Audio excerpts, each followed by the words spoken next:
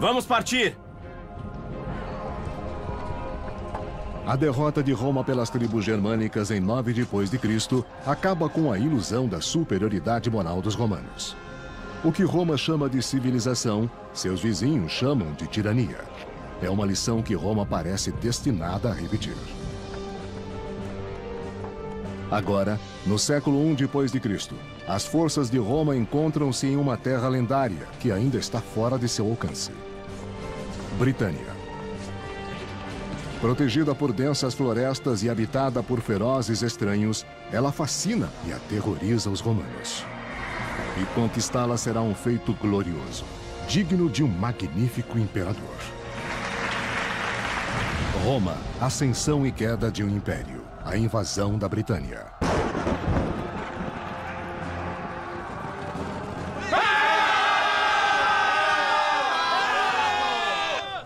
Por 6 séculos, o Império Romano curva o mundo antigo à sua vontade.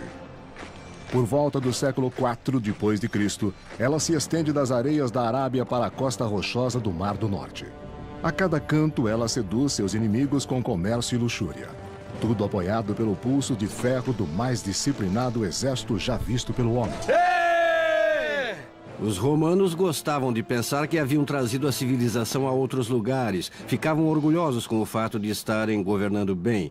Acreditavam que Júpiter lhes deu esse poder. Governar era a sua verdadeira força. Os romanos acreditavam que este poder divino é investido ao imperador. Mas nem todos os imperadores são divinos. Em 41 depois de Cristo, os excessos do imperador Calígula abalaram Roma em seu âmago. Calígula foi um garoto mimado. Ele também pode ter tido uma doença mental. Sabemos de histórias como quando nomeou cônsul a um de seus cavalos, por exemplo. Ele constrói pontes, assim pode passar com sua carruagem por elas. Ele faz essas coisas bizarras e só para ter poder, para mostrar que tem poder. Um número significante de pessoas muito próximas a ele começam a sentir que existe perigo, que o imperador era estável demais, paranoico demais e provavelmente, claramente, louco demais. Membros da milícia de elite, como a guarda pretoriana, decidem que Calígula deve partir, antes que ele se volte contra eles. Decidem tomar uma atitude quando o imperador retorna de uma tarde de jogos.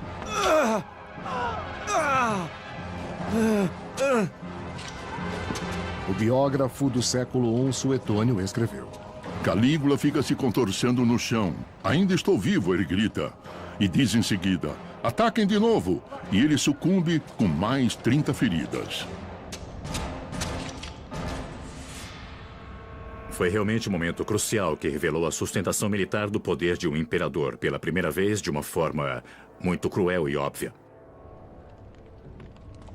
Os pretorianos escolherão o seu próprio homem como o novo imperador. Por trás da cortina, agachado, eles encontram seu candidato, o tio de Calígula, Cláudio. Aqui está alguém que será facilmente controlado. Um marionete a ser manipulado. Ele babou, ele gaguejou, ele se contraiu. Talvez a única razão pela qual tenha sobrevivido tenha sido porque ninguém o levou a sério, ninguém o viu como um possível candidato. Salve, imperador! Confiantes de sua escolha, a guarda proclama Cláudio líder do maior império da Terra. Os membros mais velhos de sua casa, quando ele estava crescendo, haviam decidido não dar a ele significativa experiência administrativa ou militar. Quase todos os outros jovens da Casa Imperial foram empurrados muito rapidamente às posições públicas. Nada disso aconteceu com Cláudio. O imperador Cláudio tem muito que provar a seus súditos que acham que ele é incompetente. E para os pretorianos, que fizeram dele imperador, ele tem uma grande dívida. Um evento servirá para resolver isso. Salve, imperador! Honra e prêmios para os soldados, prestígio e dignidade para o imperador vitorioso. Uma conquista ativa de alguma área. Uma aventura militar ativa sempre será preferida economicamente pelo soldado romano. Psicologicamente, soldados não querem estar inativos. Psicologicamente, eles querem sair e lutar da melhor forma. O mais espetacular na conquista será a batalha. A resposta do imperador Cláudio é tão audaciosa quanto inesperada. Britânia, a ilha violenta e remota que derrotou Júlio César quase 100 anos antes. O homem que a domar será maior do que o próprio César. Britânia, 43 depois de Cristo. Para liderar a expedição, Cláudio escolhe Plaucio, um eminente senador e um comandante de boa reputação. Ele leva 4 legiões para a terra desconhecida, perseguida por uma história perigosa. As tropas estão nervosas e amedrontadas. Esse tipo de medo do desconhecido, eu acho que não pode ser minimizado nesse tipo de encontro. Havia este medo real de que talvez alguma arma de destruição em massa do século I existisse do outro lado do canal. Correm boatos escusos sobre a temível magia dos druidas, os sacerdotes da religião difusa e sigilosa de Britânia. O sábio clássico Plínio, o ancião, escreveu: Britânia é fascinada pela magia. O monstruoso culto druida professa que o assassinato de um homem é a evidência da devoção. E comer a sua carne é muito benéfico. A evidência de sacrifício humano enche os soldados de repugnância e leva o imperador Cláudio a banir o druidismo. Vamos partir! Para qualquer culto religioso ser reprimido, deveriam estar sendo feitas coisas que os romanos não gostavam. Uma das coisas seria o sacrifício humano, que os druidas são acusados de fazer e eles poderiam estar envolvidos. Uma outra coisa poderia ser algum tipo de força desestabilizadora, política ou social.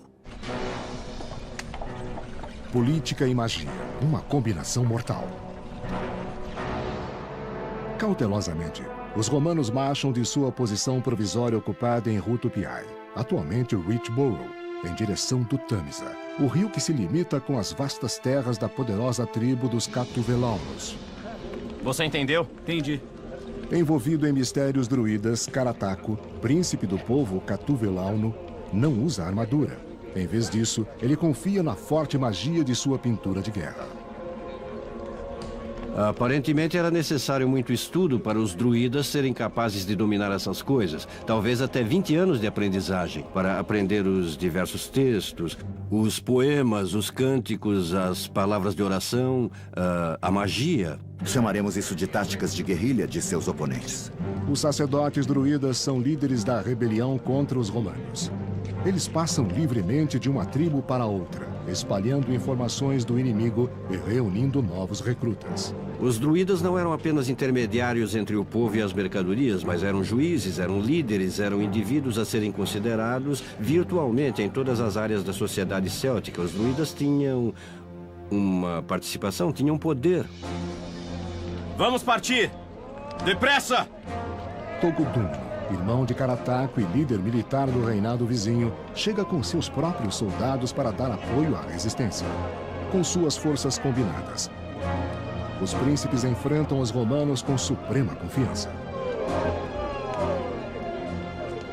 Os britânicos não tinham sido conquistados da última vez que os romanos passaram por lá. E é claro que estavam lutando em casa e conheciam o território e tinham alguma experiência observando os romanos em ação. Por essas razões, eles podem ter se sentido mais confiantes e serem capazes de destruir as forças romanas quando elas chegaram.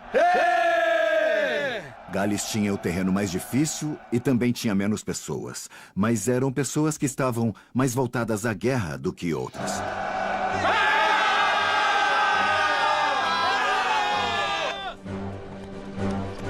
Os soldados estavam sendo treinados para lutar em formações de longas legiões e ter as tropas auxiliares dos lados para serem capazes de agir em aberto.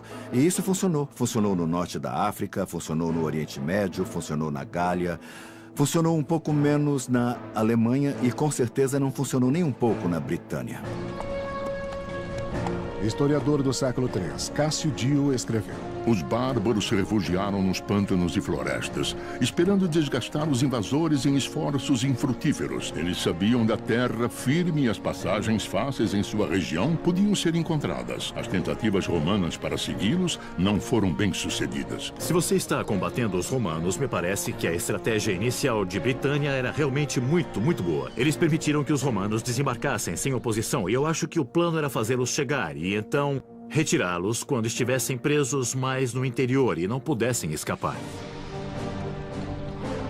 Quando Britânia ataca, é com astúcia e crueldade.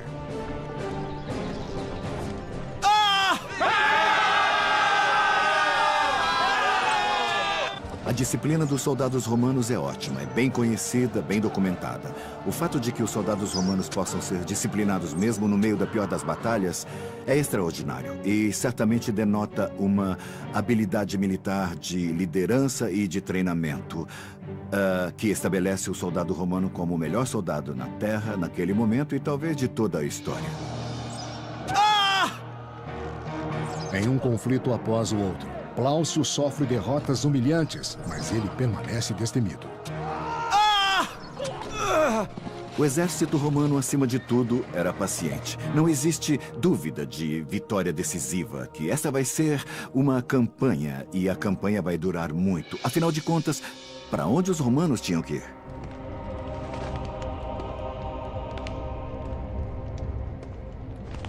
De volta a Roma, o imperador Cláudio se envaidece e prepara para si mesmo a invasão da Britânia. Logo ele irá ver pessoalmente ela se render. Pela primeira vez em sua vida, ele experimenta a aparência de guerreiro. Ele precisava demonstrar suas credenciais militares. Essa era uma parte essencial, estar aos olhos do público na Roma antiga, ser eficiente militarmente e ter alguma experiência em realização, preferencialmente a vitória em território inimigo. Cláudio planeja esmagar os bárbaros com a mais destrutiva e imponente arma do mundo clássico: a Batalha de Elefantes. Eles irão anunciar a grande entrada do imperador. Então Cláudio ensinará aos britânicos a se humilharem diante do onipotente Império Romano e exigir um pouco de glória para si mesmo. Em 43 d.C., o imperador Cláudio se prepara para conquistar a ilha da Britânia. Depressa! Ele manda seu general veterano Plaucio e 4 legiões para limpar seu caminho. No começo, os romanos, enganados pelos druidas, são atraídos ainda mais para dentro do território hostil. Mas agora Plaucio vê uma oportunidade de virar o jogo. Ele manda uma força especial de provincianos para lançar um ataque furtivo através do rio Tamisa. O exército romano era composto de 2 tipos de soldados. Aqueles que eles chamavam de legionários, que eram os cidadãos romanos, e aqueles que eram chamados de auxiliares, que eram recrutados entre a população. Você entendeu? Entendi. Então Plaucio tem esses auxiliares nadando pelo Tamisa. Não que os soldados romanos não pudessem nadar no Tamisa. É que é mais perigoso, existe o potencial de perda de um grande número de tropas regulares. Então, por que não deixar os auxiliares fazerem isso? Como todos os druidas, os líderes militares Carataco e Togodúmino carregavam a água sagrada, acreditando que o rio poderia protegê-los de seus inimigos. Sem estarem contaminados por esta crença, os auxiliares romanos cruzam silenciosamente sem serem vistos o Tamisa. Eles provaram ser muito bons na identificação dos tipos de exércitos que estavam enfrentando. Quão unidos eram esses tipos de exército que estavam enfrentando, quais eram suas armas e armaduras. Então operavam como exploradores e pareciam entender um pouco melhor quem eles estavam enfrentando e quais eram os números. Tendo descoberto o que precisavam, os auxiliares mataram os cavalos dos bárbaros, acabando com qualquer possibilidade de uma rápida retirada.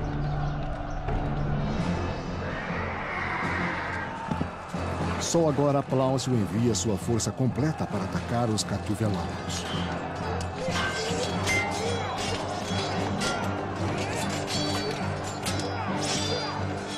As tropas estão lutando corpo a corpo. Isso se torna uma grande confusão, onde você está apenas tentando usar a força bruta para esmagar o inimigo, assustá-lo, combatê-lo, forçá-lo a se afastar e aí persegui-lo. Mas no segundo dia, a vantagem muda para a direção dos romanos. O exército romano emergiria vivo e saudável no fim do dia e capaz de lutar de novo quando o outro lado estava cambaleando com os efeitos psicológicos e emocionais da devastação que os romanos causaram a eles.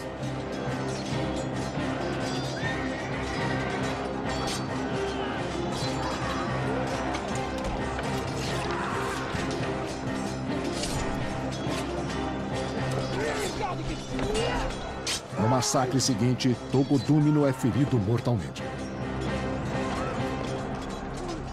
Incapacitados, os sobreviventes desaparecem nos pântanos. As famílias dos líderes druidas despertam para uma nova realidade. A palavra catástrofe dispara pânico e uma escalada para a fuga. Carataco e sua família também devem fugir, ou enfrentar a humilhação e escravidão nas mãos dos romanos. Depressa! Vamos partir! Quando os romanos tinham uma vitória militar significativa, o general era tradicionalmente recompensado com o direito de ter o que nós acharíamos ser uma parada de papel picado, o que eles chamavam de triunfo. Se possível, o líder das forças conquistadas desfilava pela parada para mostrar em sua pessoa a subjugação ao povo estrangeiro e, tradicionalmente, aquela pessoa era então executada no fim da parada, como um inimigo do povo romano. Carataco não tem intenção de ser um troféu romano. Jurando vingança, ele reúne seus partidários e os leva a uma longa jornada para o oeste. Para o país da colina acidentada onde o coração da instituição druida reside. Carataco presume corretamente que os romanos não o seguirão. Ao invés disso, eles se plantam nos bancos do Tâmisa. Depressa! O historiador do século III, Cássio Dio, escreveu: Por causa dos problemas que tinha encontrado no Tâmisa, Plaucio fica com medo. Ao invés de ir mais adiante, ele passa a guardar o que ele já tinha ganho e enviar para Cláudio. Mas é realmente o medo que impede Plaucio ou a política? Eu duvido muito que um homem com a experiência e habilidade de Plaucio teria ficado intimidado demais por um rio como o Tâmisa. Para mim, parece mais provável que ele tenha recebido ordens para que, uma vez que uma certa ponte tivesse sido estabelecida, uma vez que os romanos pudessem operar, o imperador o convocaria.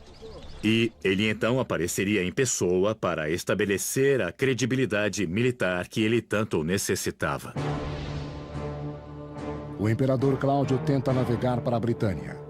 O navio dele quase afundou na costa da Espanha, mas ele tem que marchar para Gessuriaco, na atual França, antes de finalmente cruzar o canal.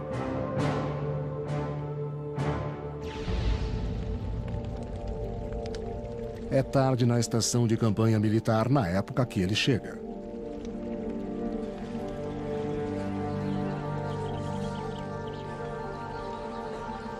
Sabemos que o imperador apareceu em grande estilo. Ele chegou com tropas de seus guarda-costas pessoais, a assim chamada Guarda Pretoriana. E ele também chegou com elefantes. O que foi isso? O que é uma grande coisa, porque o elefante não é um animal nativo da Britânia ou de nenhum lugar da Europa Ocidental. Assim, ao aparecer com elefantes, ele estava realmente anunciando sua presença e então supervisionou, de uma distância muito segura, a captura de várias vilas e cidades. A chegada surpresa de Cláudio, junto com a derrota humilhante de Carataco, incita muitos líderes militares britânicos a se entregar ao invés de lutar. Tome, segure. Nós, pessoas modernas, temos nossa ideia de liberdade. Isso faz parte da nossa personalidade, que não é necessariamente a personalidade de todos no mundo antigo. A maioria das pessoas simplesmente acostuma-se à sua nova liderança. Os impostos que estavam pagando para o líder A poderiam agora pagar ao líder B. E isso não importava muito. Se elas pudessem reduzir qualquer violência que pudesse ser feita contra elas pelo exército, principalmente aquele exército que não deveria estuprar ou pilhar ou destruir suas terras, por submissão elas o fariam. É uma bela estátua. resistir aos romanos ou colaborar. No Reino do Norte, para os brigantes, a decisão aparece como uma sombra preocupante. A escolha será feita pela poderosa rainha Cartimandua. Os britânicos estavam dispostos a se levantar atrás de mulheres, que deveriam ter sido personalidades muito poderosas, que devem ter tido homens bem poderosos aos quais elas eram ligadas para estabelecerem seus status. E elas devem ter sido capazes disso por meio da forçada personalidade, carisma e assim por diante, reorganizando seu povo atrás delas. O marido da rainha Venútius não tem dúvidas quanto ao caminho que os brigantes deveriam seguir. Ele se opõe aos romanos com todo o seu coração.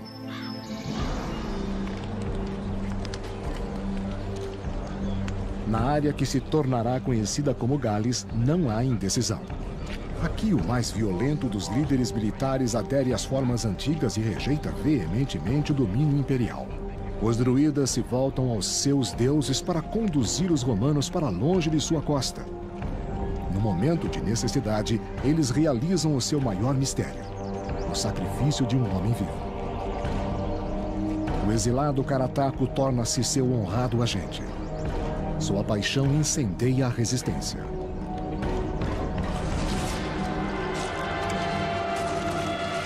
Ele foi capaz de combinar algumas dessas tribos de povos tão distintos com uma postura anti-romana, criando um inimigo comum. Isso deve ter feito dele a pessoa britânica mais carismática da época. Porque como ele poderia sair e convencer tantos indivíduos a se oporem à máquina de guerra romana? Limitado pelo inimigo comum e sua antiga religião, os celtas prometem lutar até um fim sangrento. A vitória em batalha reestabelece a confiança entre as tropas romanas. Eles não temem mais a Britânia. Aos poucos descobrem que o pior ainda está por vir. Em 43 d.C., o imperador Cláudio exige a vitória na Britânia, mesmo que tenha acontecido uma rebelião nos arredores da ilha. Ele estabelece uma província romana com sua capital em Camulodunum, atual Colchester, onde ele recebe a lealdade de uma dúzia de reinos. O apoio desses novos aliados contra os rebeldes dá proteção para a inexperiente província. Roma e Itália, 44 d.C. Depois de apenas 16 dias em Britânia, Cláudio retorna a Roma. No total, ele havia partido há apenas 6 meses, mas em termos de supremacia, ele estava a anos-luz de onde havia começado. Ele é um conquistador. O valor da propaganda de tal viagem é extraordinário, e isso deu a ele uma elevação em relação à política das pessoas, de um modo que é similar a um presidente moderno visitando suas tropas em fila, mesmo que ele nunca vá para perto da batalha.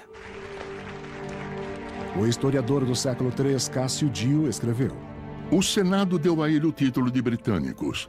Eles também votam que deveria haver um festival anual para comemorar a conquista e que aqueles arcos triunfais deveriam ser erguidos. Os maravilhosos monumentos conhecidos como Arcos do Triunfo têm uma altura de 20 metros. Ele consegue um arco do triunfo com uma inscrição comemorando suas proezas ao conquistar a Britânia. Este é um monumento permanente na cidade de Roma com o seu nome nele, que indica Cláudio como o grande general e um ótimo conquistador.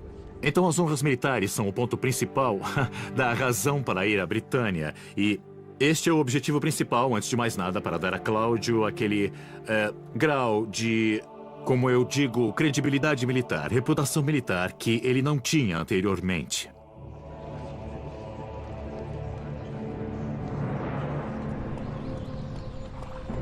Para Plaucio, que o imperador deixa para trás como governador de Britânia, a comemoração deve ter parecido prematura. A qualquer momento que os romanos saiam de sua zona de segurança, se tornarão alvos de ataque de uma guerrilha bem orquestrada, inspirada por Carataco, o líder rebelde.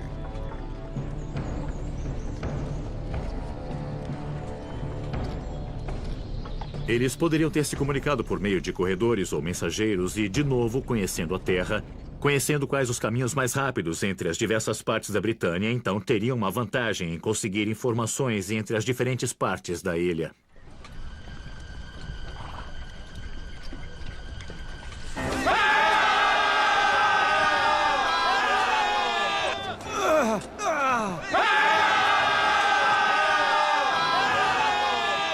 Algumas das maiores emboscadas da história surgiram de simples troncos sendo empurrados ou pedras sendo jogadas nos soldados de cima de montanhas. Então aqui está o romano. Ele tem a sua lança convencional, tem sua espada curta que ele usava para combates próximos e de repente tem pedras sendo atiradas nele, tem lanças sendo jogadas nele, machados sendo jogados nele, tem árvores despencando, todas essas coisas provocando baixas.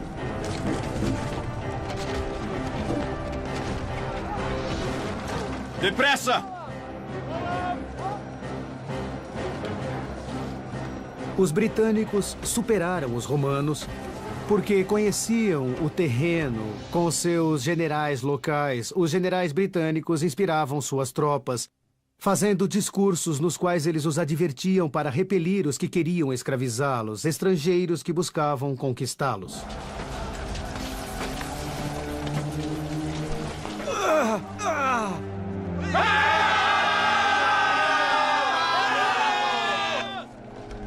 Carataco era muito eficiente em combate. Acho que isso é o que chamamos de guerrilha de combate. Os romanos com certeza chamavam isso de terrorismo ou rebeldia. Ele poderia ter chamado isso de resistência e foi bastante eficaz. Muitas vezes os rebeldes desapareciam nas florestas depois de um ataque. Palacio deve aniquilar a resistência ou observá-la destruir sua nova província. Isso significa que os oficiais em terra tinham que tomar decisões que não estavam diretamente escritas em nenhum manual de treinamento que eles tivessem pensado, mas, na verdade, tinham que se adaptar ao terreno e também às táticas. Chamaremos isso de táticas de guerrilha de seus oponentes. Em 45 d.C., ele envia uma onda de tropas de seus quartéis generais em Camulodunum. 3 legiões marcham para o sul, oeste e norte. A 9ª se dirige para a terra dos brigantes. Os corajosos brigantes controlam o lado norte, uma importante proteção para os outros bárbaros. Para o embaixador romano, a cooperação da rainha Cartimândua é a chave. Você está tentando dividir e conquistar. Você está tentando separar e isolar grupos individuais, dominá-los e ter amigos nos campos de casa. É uma grande vantagem. Cartimândua aceita a oferta imperial. Afinal, com uma legião pronta para atacar, suas opções são limitadas. O que de bom você está fazendo para o seu povo se a escolha não é entre liberdade e conquista, mas entre colaboração ou destruição?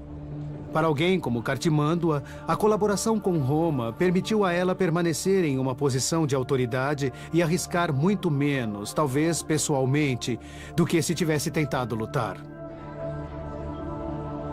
Venutius, o consorte da rainha, se opõe veementemente à decisão dela, e ele não está sozinho. É vantagem para os romanos fazer esses acordos. O problema, é claro, é que às vezes, como com Cartimândua, você tem uma divisão interna onde o marido se volta contra ela. Agora já chega. Venutius se irrita profundamente, mas no momento ele tolera a vontade da rainha. Agora já chega. Está me ouvindo? Com rancor, mas não vencido, ele espera os eventos para mudar. Os romanos atravessam o país dominando uma vila após a outra. A coisa principal para o governador romano, particularmente em uma província que acabou de ser estabelecida, é manter a estabilidade. Ele tem que tentar fazer ligações com a comunidade local. Então, qualquer tipo de romanização, deixando o povo local se sentir confortável com os romanos por lá, é a vantagem deles. Para aqueles que cooperam, a mão romana é suave. Para aqueles que resistem, a vingança é rápida. Os soldados caçam os rebeldes e ensinam a eles a justiça imperial na ponta de uma lança. A cada esquina surgem os encrenqueiros. Vem aqui! Vem aqui! Mas os legionários encontram também potencial de transformação. Lentamente, mas de forma segura, eles expandem o domínio romano, ganhando mentes e corações por onde passam. Roma e Itália, 47 depois de Cristo. Na área da política romana, o general Plaucio é um herói. 4 anos depois da invasão, um Cláudio agradecido vai chamá-lo em casa. Ele também traz os seus prisioneiros britânicos para o ringue do gladiador. 4 anos é o padrão para uma pessoa estar no comando de uma província ou de um exército como aquele. Então, mais alguém poderia chegar e você não quer que uma pessoa fique no comando tempo demais. No caso das tropas se tornarem atacáveis demais para o seu comandante. Se isso acontecesse, eles podiam começar a pensar que aquele comandante poderia ser um bom imperador.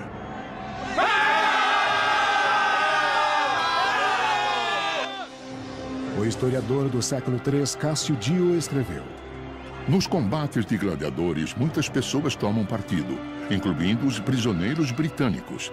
Plaucio costumava ter muitos homens nesta parte do espetáculo e tinha orgulho do fato. O esporte sangrento da arena confirma a superioridade de cada coração romano. Os bárbaros são presa fácil para o divertimento deles.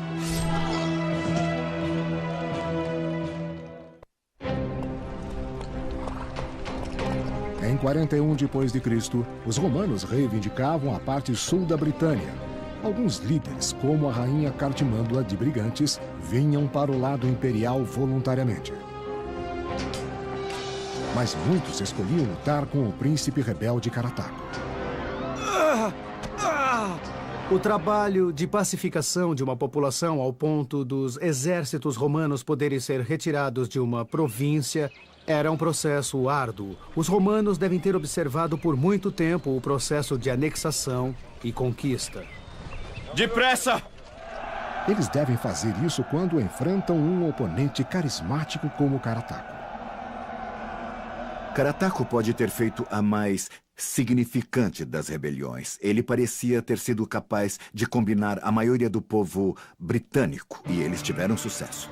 Britânia, 47 depois de Cristo. As vilas romanizadas cambaleavam sob os ataques audaciosos de Carataco. A sua surpreendente sequência de vitórias o tornou o primeiro dentre os chefes britânicos. Todos contavam com ele para tirar os invasores de suas margens.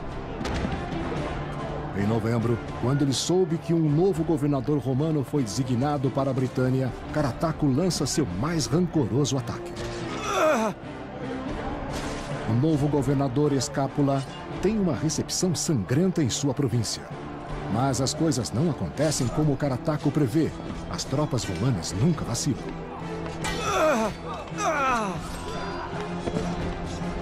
Escápula entrega a Carataco sua primeira grande derrota da revolta.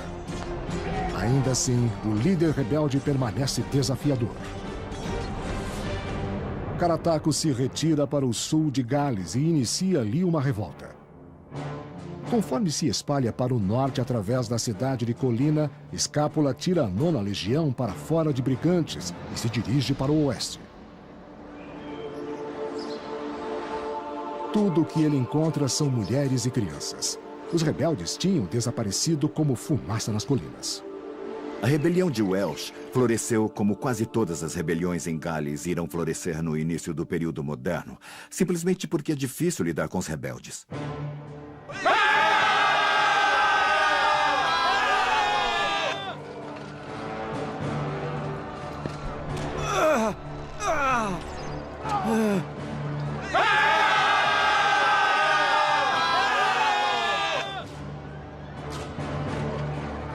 Agora eles têm que ir para as montanhas, florestas e ilhas e descobrir onde esses rebeldes estão e assim eliminá-los. Na verdade, não é diferente da situação que os soldados americanos encontraram em histórias populares como o Vietnã, onde os americanos se viram lutando em terreno de floresta, onde a qualidade do seu treinamento em outro lugar não os preparou para a habilidade do inimigo de se fundir com o cenário. A solução de Escápula é obstruir seus esconderijos. Ele destrói cada vila rebelde e segue adiante. Mas atrás dele, ataques desleais ameaçam uma segunda rebelião. Nas florestas de Brigantes, os druidas estão reunidos. O povo de Brigantes vê os romanos se dirigindo para Gales, que é um território muito difícil, e dizem: bom, essa é uma boa chance. Quando estiverem ocupados por lá, podemos causar problemas atrás e ter alguma vantagem. Se fossem pegos, talvez, entre duas forças, seriam destruídos. Para fazer esta segunda rebelião funcionar, um nobre é vital: Venútius, marido da colaboradora rainha Cartimandua. Venútius, marido de Cartimandua, é claro, foi uma figura significativa. Ele propriamente não possuía uma posição hereditária, mas ele era talvez o líder masculino de mais alto posto no reino. E como tal, sua ruptura com sua esposa proporcionou um foco muito significativo para alguém com aspirações para a rebelião. Os nobres rebeldes discutem o nome de Venútius e a lealdade. Quem, afinal, se beneficiaria mais se sua esposa rainha fosse derrubada. Mas eles subestimaram o alcance de Cartimandua. Ela tinha espiões em todos os lugares. Quando os nomes dos líderes são revelados pelo próprio servo de seu marido, ela descobre que seus mais valiosos guerreiros estão envolvidos. Desesperada, ela volta para Roma. Reis e rainhas dependentes, chefes que apoiam os romanos, estão apoiando-os porque os romanos fizeram algum tipo de acordo. Em outras palavras, nós viremos em seu auxílio. É um tipo de acordo existente. Através do enviado romano, ela manda uma mensagem para Escápula. Ele deve retornar a Brigantes imediatamente e honrar a promessa de Roma de protegê-la. O momento não poderia ser pior para Escápula. Ele não tem escolha a não ser partir de Gales e marchar com a 9ª Legião de volta para o leste para apoiar a rainha. Sua partida cria uma abertura para Carataco e os rebeldes de Welsh. Com os romanos retirando-se, guerreiros de toda a Britânia se unem a Carataco. Eles trazem suas armas, crenças antigas e suas famílias. Desta vez, a resistência não vai desaparecer. Carataco ordena às suas tropas que cavem trincheiras. O historiador clássico da corte, Tácito, escreveu: Ele selecionou um lugar onde numerosos fatores o ajudariam e se escondeu. E todas as defesas foram fortemente controladas. Uma posição defensiva entrincheirada como aquela dá uma enorme vantagem para o defensor, e ele tinha toda razão de acreditar. Talvez nessa ocasião, dadas as circunstâncias que ele tinha escolhido e preparado, ou talvez os romanos pudessem vacilar. Eu acho que Carataco tinha a expectativa de que pudesse vencer. A última chance para a independência da Britânia encontrava-se num momento de frágil esperança. Em nome do imperador Cláudio, Roma entra no 6º ano da amarga conquista da Britânia. O imperador romano havia imaginado, e de fato funcionou, falando muito francamente, como comandante principal do Império Romano. O imperador foi, por fim, concebido para ser o responsável pelo sucesso ou falha de qualquer iniciativa feita pelo Estado romano. Para lançar uma sombra na tênue permanência de Cláudio no trono, o caos na Britânia continuava.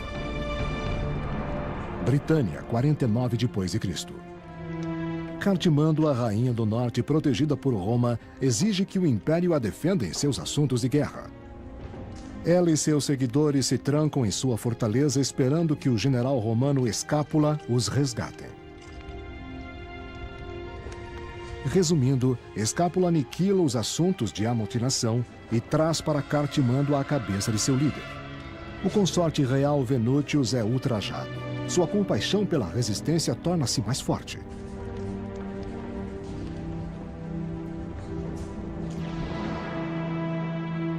Finalmente, Escápula marcha para Gales com a 9ª Legião.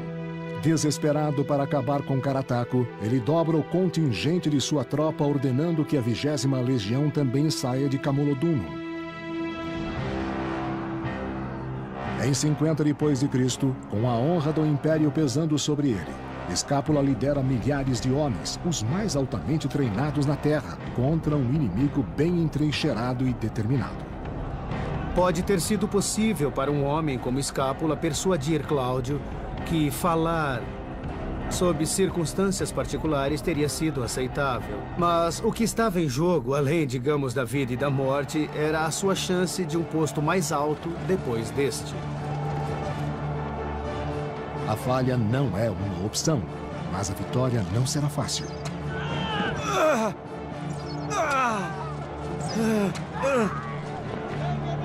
O biógrafo clássico Tácito escreveu: Nossos soldados chegaram à muralha, mas numa troca de arremessos eles ficaram piores em feridos e mortos. Os romanos simplesmente se reagruparam e voltaram mais uma vez. Roma assume o controle. Roma se torna Roma, a máquina de guerra. E não existe futuro para a rebelião. E é assim precisamente que a história é contada.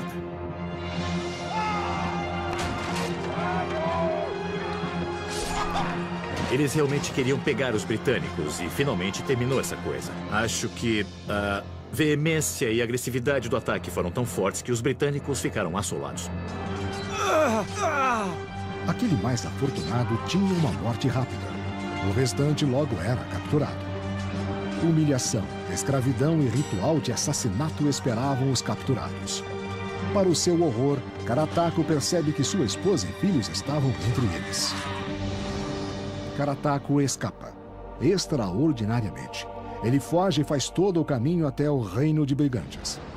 Embora sua rainha, Cartimândua, seja uma colaboradora romana. O marido de Cartimândua, Venútius, é um conhecido patriota e se opôs às políticas colaboracionistas dela com os romanos. Eu sugeriria que Carataco não fugiu de Cartimândua, mas de Venútius, na esperança de que talvez ganhasse seu apoio e talvez convencesse Cartimândua a mudar finalmente. Cartimândua não cede. Ela é uma criatura de Roma. A rainha trai Carataco, o herói da resistência, para sedimentar sua posição como amiga de Roma. Esta escolha desagrada seu marido Venútius. Roma e Itália, 51 d.C. Desfilando pelas ruas de Roma, Carataco e sua família emocionam os cidadãos. O historiador Tácito escreveu: A reputação de Carataco havia se espalhado para além das ilhas e através das províncias vizinhas à Itália. Essas pessoas estavam curiosas para ver o homem que tinha desafiado o nosso poder por tantos anos. Até mesmo em Roma, seu nome significava alguma coisa. Este foi o símbolo da vitória deles. Você sabe que aqui está um inimigo marchando pelas ruas em submissão. O que normalmente acontecia aos inimigos de Roma era que eram trazidos para a prisão e colocados num buraco e sufocados. Mas dessa vez isso não aconteceu. Ao invés disso, Carataco foi levado a Cláudio numa espécie de grande tribunal ou tablado e então ele fez um discurso emocionado. E se acreditamos em Tácito, o discurso foi sobre a necessidade de resistir à dominação e que se ele permitisse que Carataco vivesse, ele seria um símbolo vivo da clemência de Cláudio. Oferecer piedade implica em superioridade, e acima de tudo é assim que os romanos se veem, superiores.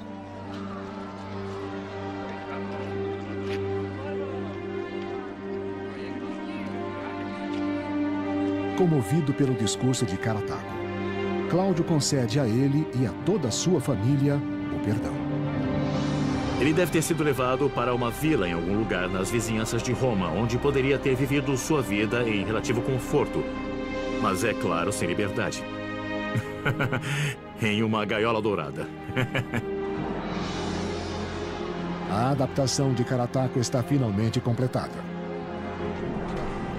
A romanização da Britânia não foi tão suave. Depois de uma década, os rebeldes surgiriam de novo, desta vez com Venútius como seu líder. Até um século mais tarde, a fronteira do norte permanecerá indomável.